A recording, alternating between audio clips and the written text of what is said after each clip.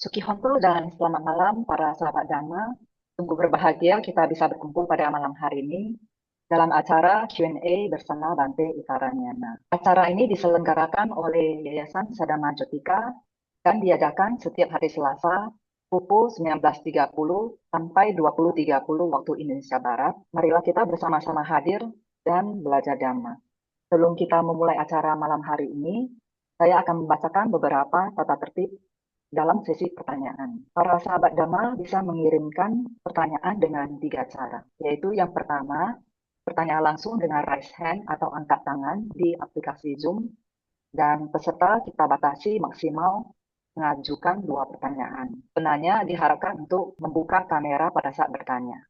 Yang kedua adalah menuliskan pertanyaan di kolom chat Zoom. Yang ketiga, mengirimkan pertanyaan melalui media sosial PATVDH Sidikalang di Instagram dan WhatsApp dengan nomor 0852 7711 1266. Baiklah para sahabat Dhamma, acara ini akan segera kita mulai.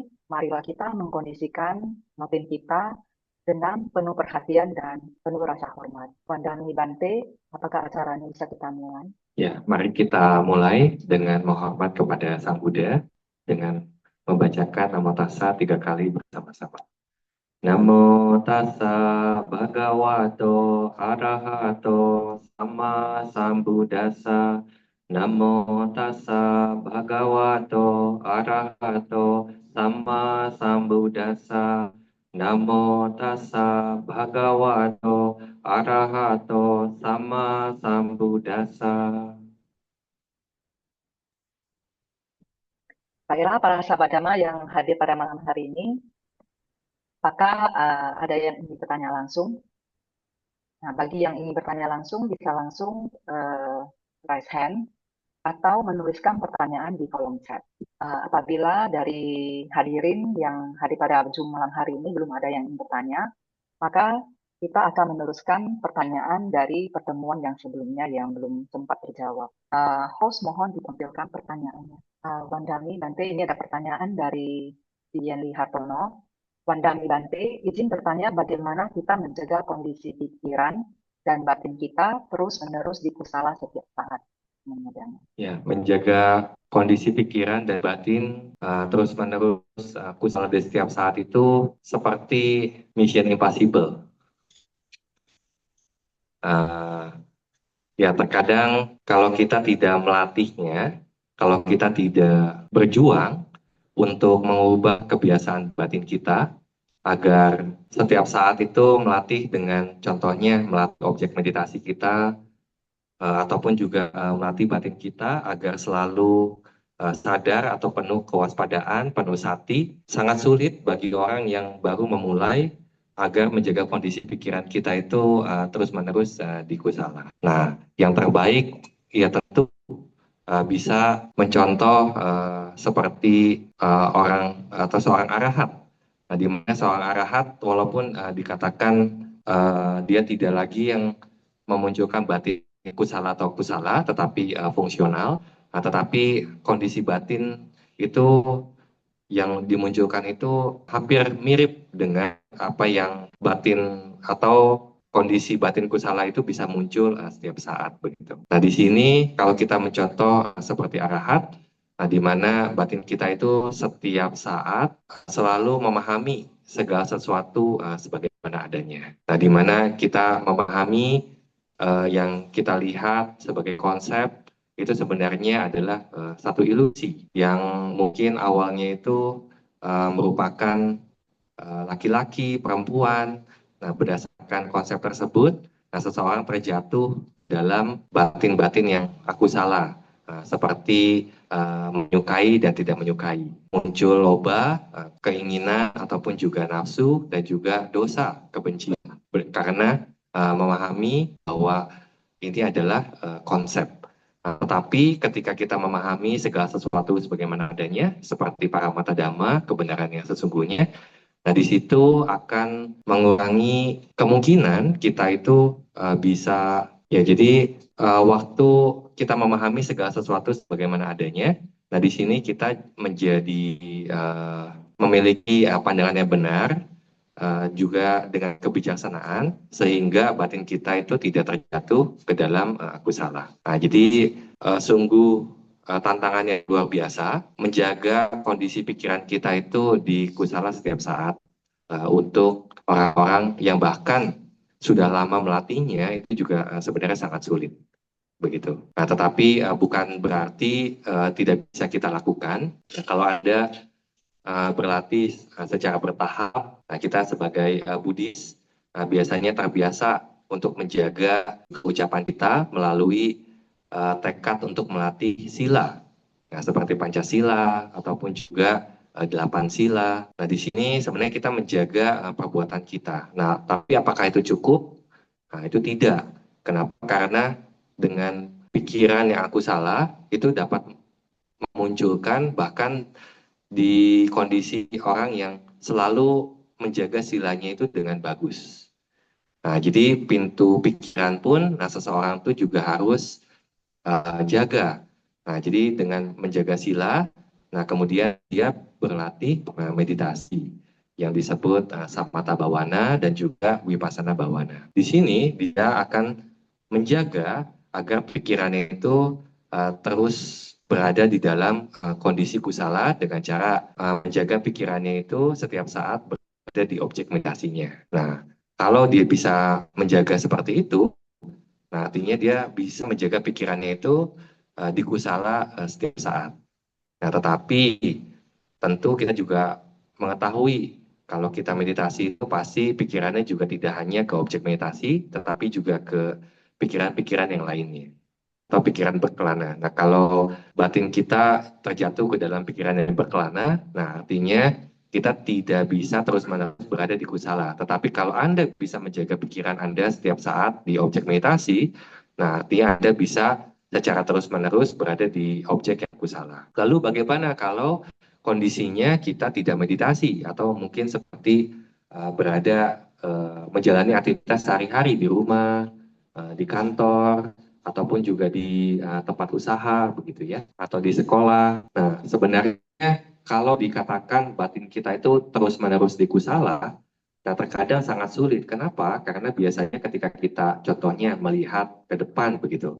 Nah, di situ yang nampak atau objek pertama yang kita lihat itu adalah konsep. Oh, entah itu laki-laki, entah itu perempuan, entah itu bangunan begitu. Entah itu juga segala hal yang biasanya kita lihat, nah itu cenderung berada di kita sebutnya itu loba diti. Nah, jadi kita memahaminya dengan salah. Nah, sehingga karena memahaminya dengan salah muncul aku salah begitu. Nah, jadi sangat sulit. Tetapi kalau dalam kegiatan sehari-hari nah, kita menjaga perhatian kita itu contohnya seperti sabe, sangkara, anicca. Nah, jadi semua yang berkondisi itu adalah anicca. Nah, kalau kita terus memegang dhamma ini di batin kita setiap saat, nah walaupun dalam kita melakukan kegiatan sehari-hari, nah terkadang kita bisa meminimalisasi aku salah yang muncul di batin kita dengan menggantikan perenungan dhamma.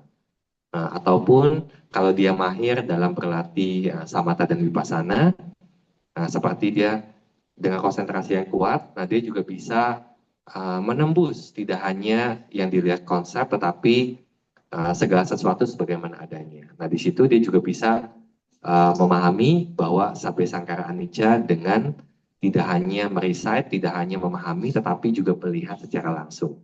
Nah, itu juga bisa dikatakan dia bisa menjaga. Dan ketika dia melakukan hal seperti itu dalam kegiatan sehari-hari, dia juga sebenarnya sedang mengikuti nasihatnya Sang Buddha yang biasanya Sang Buddha katakan apa madena sampadeta. Nah, jadi senantiasa dalam kegiatan sehari-harinya itu dia selalu menjaga kewaspadaannya. Nah, kalau bisa seperti itu artinya dia menjaga agar kondisi pikiran atau batinnya itu setiap saat atau terus-menerus berada di usaha. Nah, itu ya jawabannya. Baik, nanti. Selanjutnya, ini masih ada satu pertanyaan dari Ko Edi ya, yang dari kolom chat minggu yang lalu. Kita tampilkan dulu ya, Ko Edi, sebelum kita lanjut ke raise hand. Oke, host mohon tampilkan pertanyaan minggu lalu yang belum terjawab. Pertanyaan dari saudara Edi Eng, Sukihontu Banti dan teman Dama, apakah perbedaan moha atau kebodohan dan micaditi atau pandangan salah dan awija yang merupakan rantai pertama dari 12 rantai paticca samuppada? Anumodana Bante. Ya, jika mengacu kepada paticca samuppada, di sini yang disebut moha atau kebodohan batin, nah terkadang kita juga menerjemahkan sebagai delusi, ini sama dengan awija. Awija itu juga kita terkadang menerjemahkannya sebagai ketidaktahuan, begitu ya. Nah, jadi ketidaktahuan awija dengan moha kebodohan atau delusi secara paramata atau secara kebenaran yang sesungguhnya itu sama, yaitu moha begitu ya, salah satu faktor mental atau cetasika yang muncul. Nah, sehingga Sang Buddha selalu mengatakan bahwa karena awija, tanha itu ada begitu. Nah, karena awija ada, tanha itu ada. Nah, karena kita menganggap bahwa manusia itu ada, kemudian laki-laki, perempuan, nah sehingga seseorang memiliki keinginan untuk menjadi laki-laki, perempuan, manusia, dewa, begitu ya.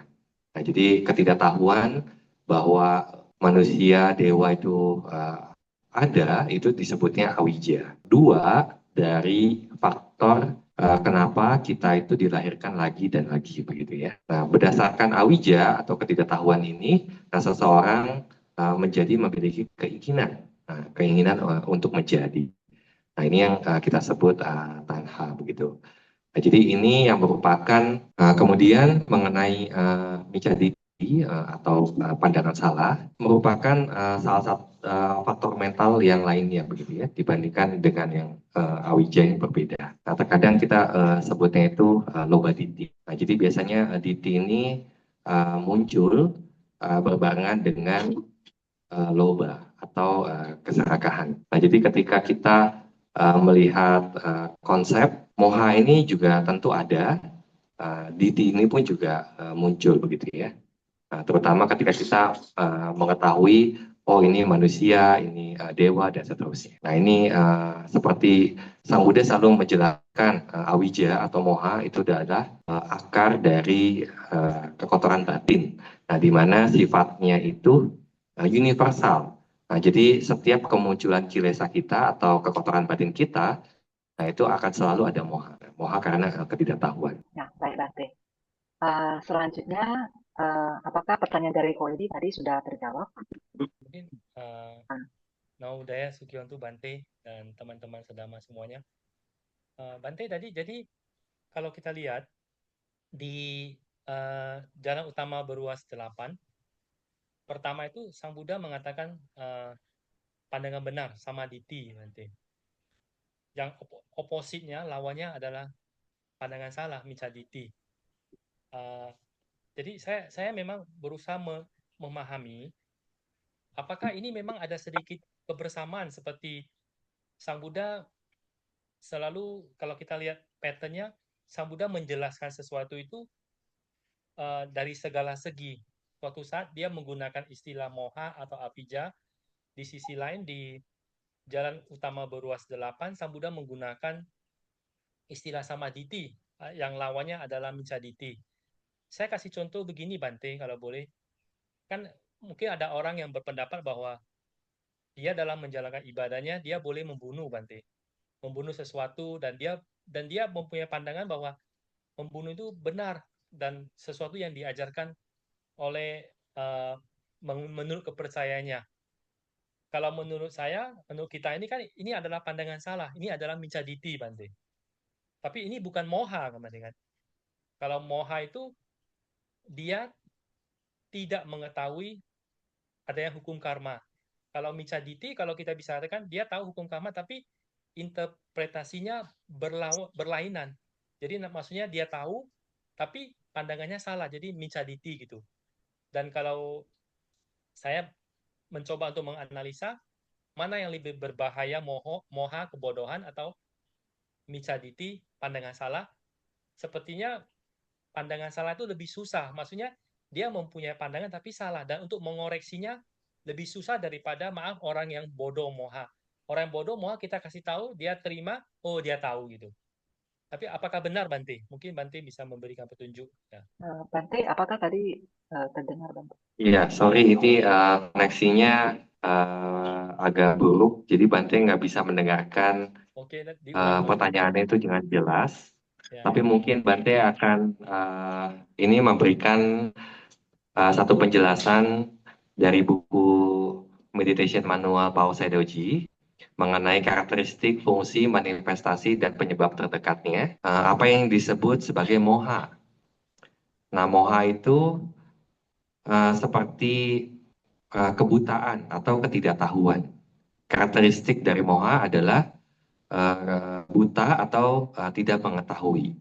Fungsinya itu tidak mempenetrasi atau untuk menyembunyikan esensi individual dari sebuah objek.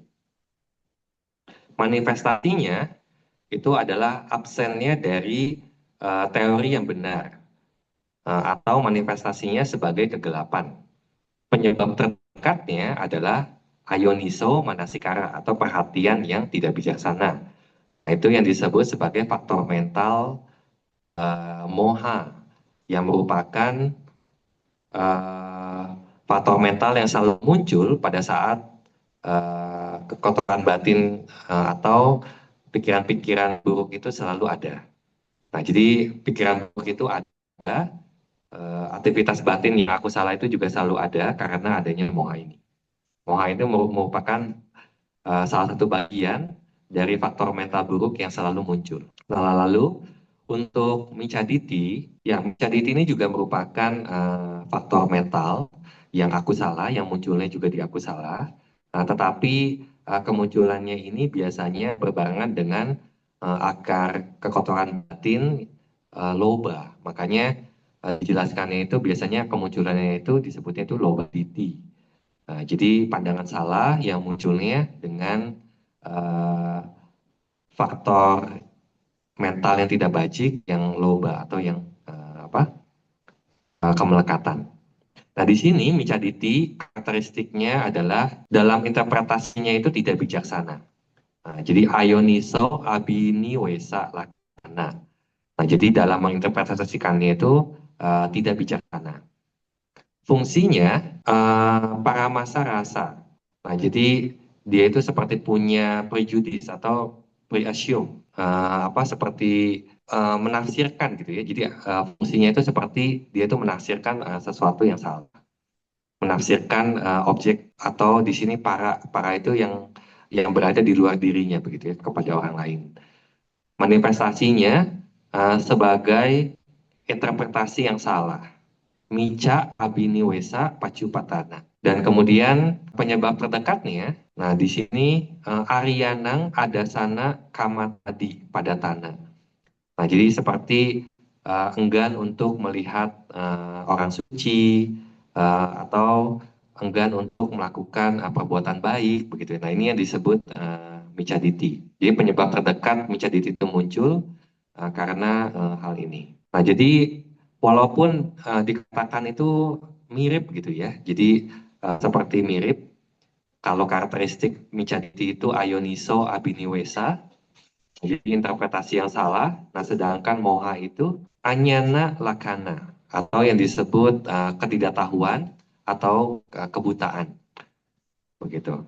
Nah, kalau moha itu lebih seperti ketidaktahuan, tetapi kalau Micaditi itu dia memiliki interpretasi yang salah. Bante, mungkin kan boleh dua ya, satu lagi Bante. Ini Bante saya tadi bukannya tadi sudah pertanyaan kedua kan? Ko Edi. Kita lanjutkan ke peserta lain dulu ya. Boleh. Ya, oke. Kita lanjut ke pertanyaan dari Liz. Host mohon ditampilkan. Ini ada pertanyaan dari saudari Acing. Ini ada 2 pertanyaan. Yang pertama, kenapa kita selalu difitnah orang dan jalan hidup kita selalu berliku-liku? Pertanyaan kedua, kita selalu menolong orang lain tanpa pamrih sampai dia berhasil sukses. tetapi akhirnya tetap dicemburui orang dan terakhir kedudukanku dirampas orang sekantor dan di PHK. Mengapa bisa begitu?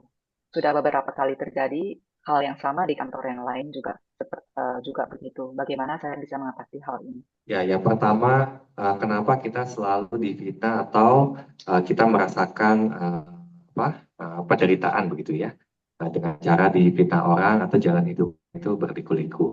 Nah, yang kita harus pahami, di sini ketika kita merasakan sesuatu yang tidak menyenangkan, sesuatu yang kita tidak inginkan, nah tentu setiap orang tidak mau dirinya itu difitnah oleh orang lain, ataupun juga hidupnya itu susah atau berliku-liku. Tentu semua orang ingin hidupnya bahagia, dipenuhi berkah, gitu ya, banyak rezeki. Di sini kita harus paham bahwa apa yang kita rasakan, sesuatu yang tidak menyenangkan itu adalah hasil dari karma buruk. Karma buruk yang pernah kita lakukan entah di kehidupan saat ini ataupun juga di kehidupan sebelumnya, sehingga kita merasakan penderitaan pada saat ini. Dan juga yang harus kita pahami, sebenarnya penderitaan itu tidak datang tiba-tiba, tetapi atau hasil karma buruk itu tidak datang secara langsung, tetapi karma buruk itu biasanya datang karena ada kondisinya. Nah, jadi kondisi yang menciptakan hasil karma buruk ini bisa berbuah kepada kita. Nah, karma buruk ini berbuah menjadi hasil karma buruk yang kita sebut sebagai difitnah orang, jalan hidup yang berliku-liku. Nah, jadi apa kondisi yang dapat dijelaskan gitu ya? Nah, contohnya kita mungkin harus memahami ketika kita difitnah orang itu atau di frame difitnah sama orang begitu. Nah, kenapa kita difitnah sama orang? Nah, karena kita menciptakan kondisi agar difitnah sama orang. Mungkin tidak berhati-hati atau dalam kesehariannya atau dalam melakukan aktivitasnya dia itu juga tidak hati-hati. Nah, Bante ingin memberikan gambaran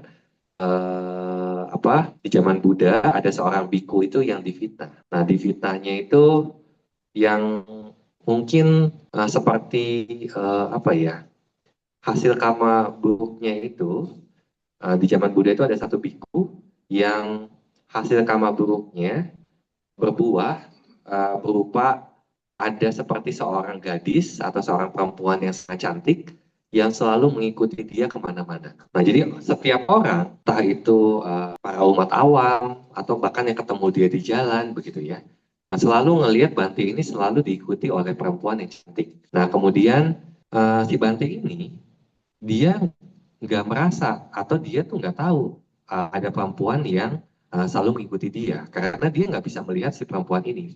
Nah, tetapi orang lain tuh menyadari. Nah, waktu itu orang-orang mulai memfitnah, oh si Banti ini hidup dengan seorang perempuan karena si perempuan ini terlihat bahkan setelah Bantenya itu juga masuk ke dalam kutinya atau ke kamarnya begitu. Nah, jadi banyak tidak hanya para biku tapi juga umat awam itu memfitnah Bante ini oh hidup dengan seorang perempuan begitu. Nah, jadi kasus ini kemudian disampaikan kepada Sang Buddha. Nah, kemudian Sang Buddha memanggil Bante ini. Nah, kemudian menanyakan, apakah benar kamu itu kemana-mana atau bahkan tinggal dengan seorang perempuan. Nah, jadi si Bante ini waktu ditanya seperti itu kaget. Kenapa? Karena dia juga tidak tahu ada perempuan yang ngikutin dia begitu. Dan karena kemana-mana dia selalu sendiri. Dia selalu merasa pindah patah juga sendiri. Ketika kembali ke kutinya atau ke wiharanya juga selalu sendirian. Nah, tetapi di mata orang lain, si Bante ini terlihat memasuki kamar yang sama dengan si perempuan tersebut. Nah, akhirnya Sang Buddha menyelidiki kasus ini, kemudian mengirimkan si biku ini ke biku yang lain untuk menyelidikinya. Nah, jadi ketika si biku itu menyelidiki, ketika Bantenya keluar dari kuti, itu selalu diikuti oleh seorang perempuan. Tapi ketika masuk di kuti, perempuan itu tidak ada. Nah, karma yang menciptakan image perempuan itu bisa dilihat oleh orang lain, tetapi Bante ini tidak melihatnya. Nah, di mana kemudian Sang Buddha menyatakan biku ini inosen atau biku ini ya tidak bersalah begitu. Nah, kemudian Sang Buddha menceritakan sebab atau karma buruk apa yang dilakukan di masa lampau oleh biku ini sehingga punya hasil karma yang selalu difitnah sama orang. Jadi di zaman Buddha sebelumnya, si biku ini menjadi sesosok dewa. Nah, tetapi dewanya ini tinggal di satu hutan, di mana ada dua biku yang pada saat itu sedang berteman dengan sangat baik. Nah, jadi waktu mereka traveling di hutan itu, si biku ini bilang, oh teman, saya perlu ke toilet dulu, begitu. Nah, jadi waktu Bante ini ke toilet, yang satunya megangin barang Bante yang satunya lagi. Nah, kemudian waktu itu satu dewa ini dia berpikir, wah saya ingin mengetes kesetiaan atau pertemanan biku ini. Nah, jadi si dewa ini menciptakan image seorang perempuan itu keluar bersamaan dengan Bante yang baru dari toilet begitu. Nah, jadi semenjak dari Bante yang satunya lagi melihat temannya itu keluar dengan perempuan, nah dia menuduh, oh kamu sudah melakukan pelanggaran yang serius yang disebut parajika begitu. Jadi pelanggaran ini pelanggaran yang sangat berat di dalam peraturan para biku. Nah, kemudian jadi si biku yang satunya lagi atau temannya itu menuduh bahwa biku itu punya pelanggaran yang serius. Temannya yang tidak tahu apa-apa kaget juga kok bisa tiba-tiba dia itu berpikiran seperti itu. Karena temannya yang baru dari toilet itu nggak melihat si perempuan itu. Dia hanya melihat temannya aja begitu. Nah, sedangkan temannya melihat biku yang baru keluar dari toilet dan juga seorang perempuan yang merupakan ciptaan dari dewa tersebut. Nah, sejak saat itu kedua teman yang baik ini, dua Bante ini, itu nggak pernah lagi menyapa satu dengan yang lainnya. Nah, karena merasa bahwa dia tinggal dengan seorang biku yang parajika atau biku yang sebenarnya sudah bukan biku lagi karena dia sudah melakukan pelanggaran yang berat tersebut. Nah, jadi pada saat itu mengetahui hasil dari memecah belah meta atau cita kasih di antara kedua orang, nah sehingga menyebabkan karma fitnah ini muncul. Nah, sebagai hasil. Nah, jadi ketika dia di masa sebelumnya itu karena memfitnah orang, nah hasil karma fitnah ini itu berbuah. Nah, berbuahnya itu di zaman Buddha ketika dia jadi biku, nah si dewa ini diikuti oleh seorang perempuan yang sebenarnya perempuan ini tidak lain adalah ciptaan dari kamanya sendiri. Jadi bukan ciptaan dari dewa, bukan ciptaan dari biku sakti ataupun siapapun, tetapi Kama yang menciptakan image tersebut dan seorang perempuan yang selalu mengikuti Bante ini, begitu.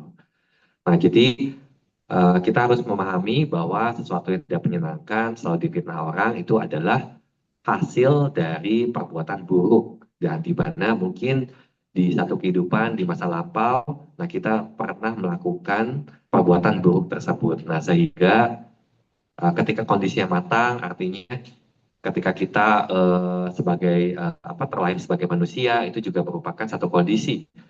Nah, jadi seseorang ketika ada atau menjalani kehidupan sebagai manusia, atta loka dhamma atau 8 dhamma duniawi seperti pujian, celaan itu akan selalu ada. Nah, artinya kita punya kondisi untuk difitnah. Nah, begitupun juga itu kasus di zaman Buddha ketika Bante ini dia menjaga sila.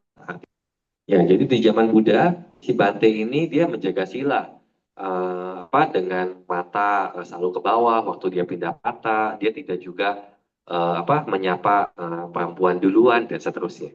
Nah, sehingga sebenarnya nggak ada orang tuh berpikir oh Bante ini punya atau memelihara seorang perempuan begitu. Hanya karena kamanya yang si Bante itu tidak tahu sehingga orang berpikir bahwa oh Bante ini hidup dengan seorang perempuan. Nah, apalagi kalau zaman sekarang ketika Anda tidak menjaga perilaku Anda dalam keseharian begitu.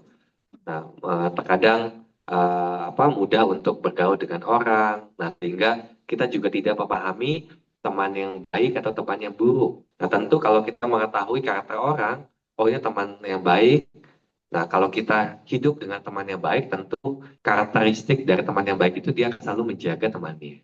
Nah, tetapi kalau dia dikelilingi oleh teman yang buruk, nah tentu dia juga akan mendapatkan masalah seperti salah satunya ya difitnah begitu. Nah, jadi cara dalam kita menjalani kehidupan kita, nah itu juga berakibat seperti kondisi. Nah, kondisi apa yang kita ciptakan agar karma baik itu berbuah atau karma buruk itu berbuah. Nah, Sang Buddha menceritakan kondisi-kondisi ini atau bagaimana kita hidup itu dengan baik agar berkah itu selalu muncul di kehidupan kita itu dengan menjaga perilaku, menjaga sila, tidak hanya menjaga sila tetapi kalian juga bisa lihat seperti kualitas yang Sang Buddha ajarkan di dalam Sigala Sutta. Jadi Sigala Sutta untuk menghindari fitnah orang atau kecaman atau tuduhan yang salah. Contohnya Sang Buddha menceritakan di suta tersebut kalau kita itu menghindari bepergian di waktu yang salah. Nah, kalau kita berpergian contohnya di malam hari, nah terkadang kita juga membuka peluang agar orang lain itu menuduh yang tidak benar. Atau ketika kita pergi ke tempat-tempat yang tidak benar. Nah, di sana orang juga kita membuka peluang orang lain juga berpandangan salah kepada kita. Nah, tetapi kalau kita menutup peluang-peluang tersebut, nah jadi hasil karma buruk pun juga akan sulit untuk berbuah. Kenapa? Karena kita tidak menciptakan kondisinya untuk berbuah, begitu ya. Nah, jadi di sini penting kita harus memahami fitnah ini adalah hasil dari perbuatan buruk kita. Sedangkan tentu kita memiliki sumber kamanya atau sumber perbuatannya, yaitu mungkin di masa-masa sebelumnya, nah kita pernah melakukan atau memecah belah orang atau memfitnah orang, begitu ya. Nah, kemudian ada kondisi karma memfitnah orang ini memberikan hasil yang buruk kita difitnah sama orang. Nah, jadi tidak hanya memandang karma sebagai hasil karma, tetapi kita juga harus melihat bahwa itu adalah kondisi yang menciptakan hasil karma itu bisa berbuah. Nah, ini yang penting. Begitupun juga yang pertanyaan nomor 2 ya, itu juga sama bahwa walaupun seseorang sudah melakukan banyak perbuatan baik, begitu ya, menolong orang tanpa pamrih, tetapi selalu juga orang-orang selalu berpikir negatif.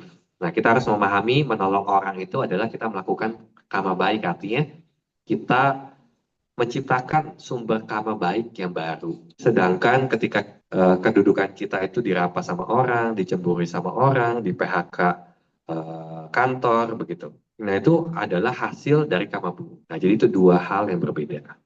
Baik, semoga pertanyaan ini sudah terjawab ya, dari Ati. Selanjutnya kita akan masuk ke pertanyaan berikutnya. Host, mohon ditampilkan pertanyaan berikutnya.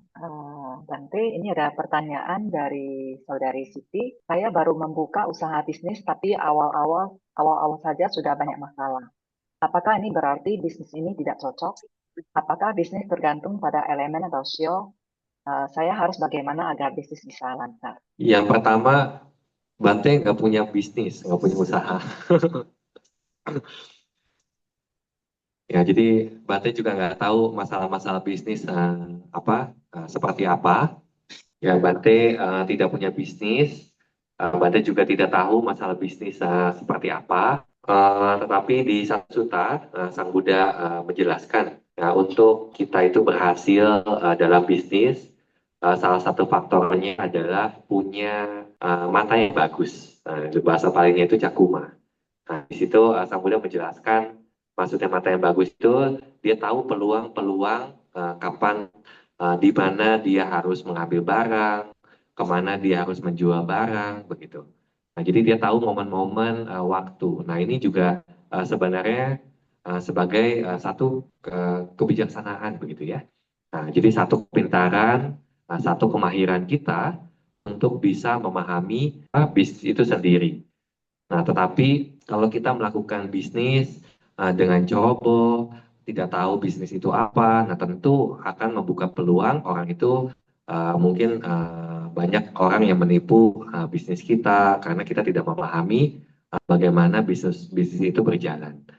Nah, jadi di sini yang pertama itu apakah bisnis itu cocok atau tidak? Kalau menurut Bante, bagaimana kalian memahami bisnis yang kalian sedang jalankan atau tidak. Nah, jadi sesuai dengan apa yang Sang Buddha ajarkan. Nah, jadi kalau kalian tahu, oh ngambil di sini lebih murah, kemudian kalau jual ke sana itu keuntungannya atau cuannya lebih banyak begitu. Nah, itu kan sebenarnya kalian dikatakan mahir atau kalian benar-benar memahami bagaimana menjalankan bisnis begitu. Nah, apakah bisnis tergantung dengan elemen atau sio? Nah, Bante juga nggak belajar ini, nah jadi mungkin bisa tanya ke pakarnya. Ya, tetapi yang Sang Buddha jelaskan, kalau pendapatan kita ataupun juga usaha kita tuh lancar, nah itu sebenarnya adalah hasil dari karma baik. Nah, jadi karma baik, tapi yang tadi pertanyaan sebelumnya itu juga Bante jelaskan bahwa karma baik ini, hasil karma baik ini akan berbuah kalau ada kondisinya. Nah, kondisinya apa? Nah, kondisinya ya bisnis kita itu ya bagus dan kalian juga memahami bisnis itu juga yang membuat kondisi hasil karma baik itu bisa berbuah. Ya, tetapi kalau kalian tidak paham mengenai bisnis tersebut, tidak paham di mana kalian mengambil barang, tidak paham mengenai kalian harus menjual barang tersebut, tidak paham berapa keuntungannya begitu. Nah, itu sebenarnya adalah kondisi kalian tidak memahami bisnis atau kalian percaya bahwa oh karma saya itu bagus, saya selalu menjadi orang yang selalu beruntung gitu. Jadi terlalu percaya diri, over percaya diri, over pede. Nah, jadi yang seperti ini sebenarnya sangat beresiko.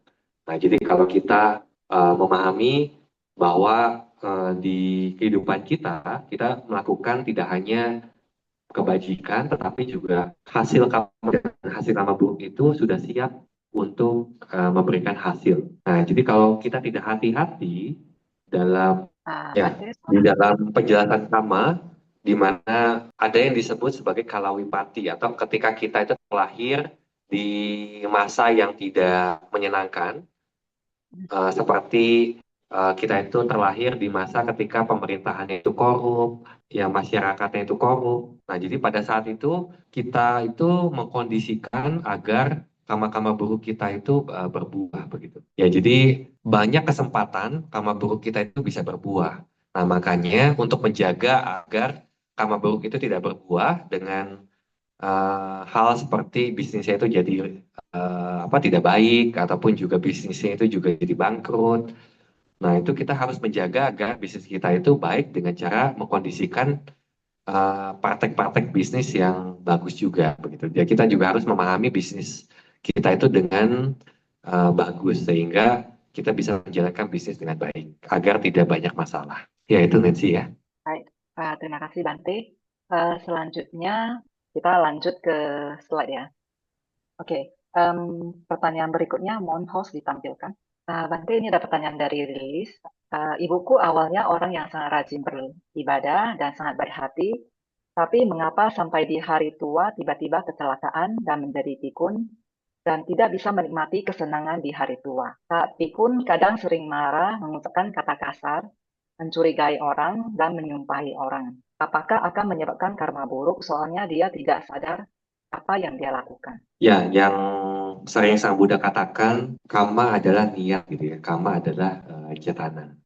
Sebenarnya ya Sang Buddha menjelaskan bahwa karma adalah cetana, karma adalah niat begitu ya. Nah, jadi ketika perbuatan itu dilakukan tanpa niat, nah sebenarnya contohnya ketika kita mungkin sedang berjalan, kemudian menginjak tanpa kita sadari, tanpa ada niat, nah kita menginjak binatang begitu ya sampai mereka itu mati.